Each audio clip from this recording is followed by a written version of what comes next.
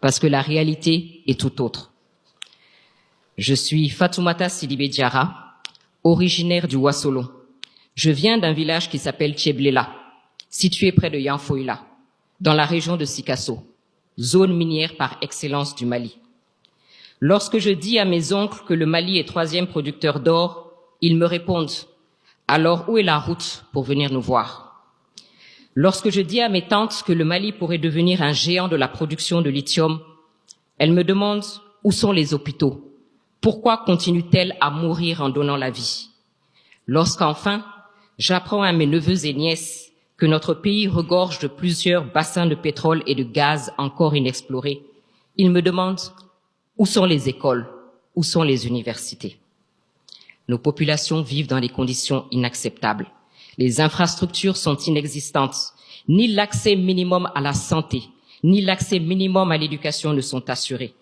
Nous sommes tout simplement spectateurs de l'exploitation de nos propres richesses, de nos biens, de notre propriété. Nous sommes spectateurs dans l'attente des retombées fiscales. Nous sommes spectateurs dans l'attente de la contribution de ce secteur au produit intérieur brut. Nous sommes spectateurs dans l'attente de l'annonce des quantités exploitées par les sociétés minières. Bref, on attend juste qu'on nous paye des impôts. C'est ça qui est la vérité. Comme c'est le cas dans plusieurs autres domaines en Afrique, on est en droit de se demander qu'est-ce qui n'a pas fonctionné ici aussi. Je laisse notre très engagé président Alain Foka nous dire qu'est-ce qui n'a pas marché. Pourquoi ce spectacle désolant face à tant de potentialités?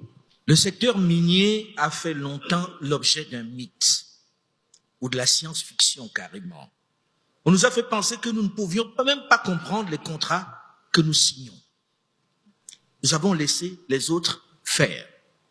Après l'indépendance, nos chefs ont été utilisés pour signer des contrats léonins.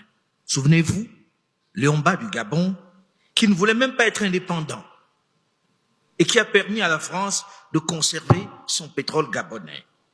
Un comble.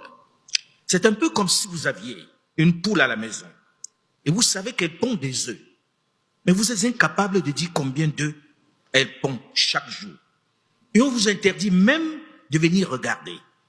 C'est l'autre qui doit prélever vos œufs, vous faire des omelettes et vous les vendre à nouveau. C'est ça le schéma.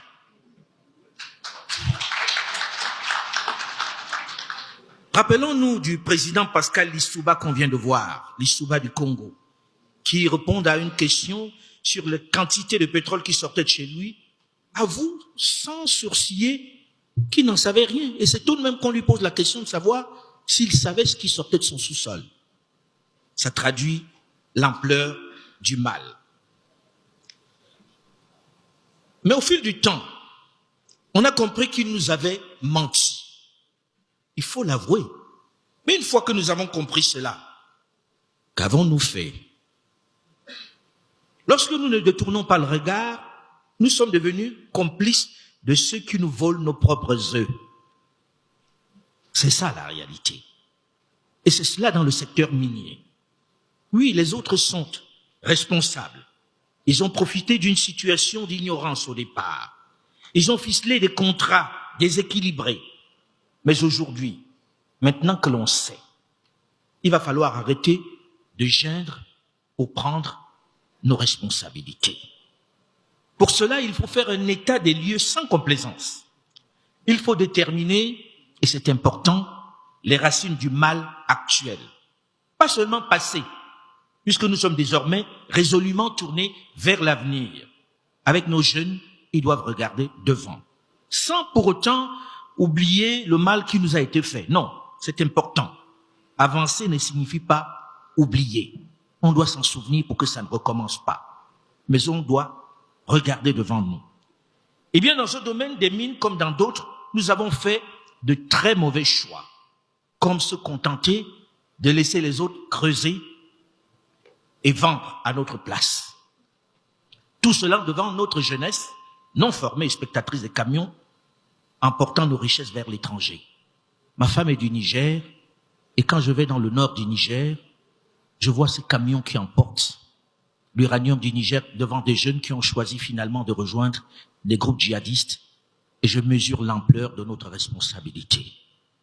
C'est le moment de faire qu'il n'assiste plus à ce spectacle déshonorant qui les pousse à se dire, est-ce qu'on doit encore croire à ceux qui sont aux affaires? Il en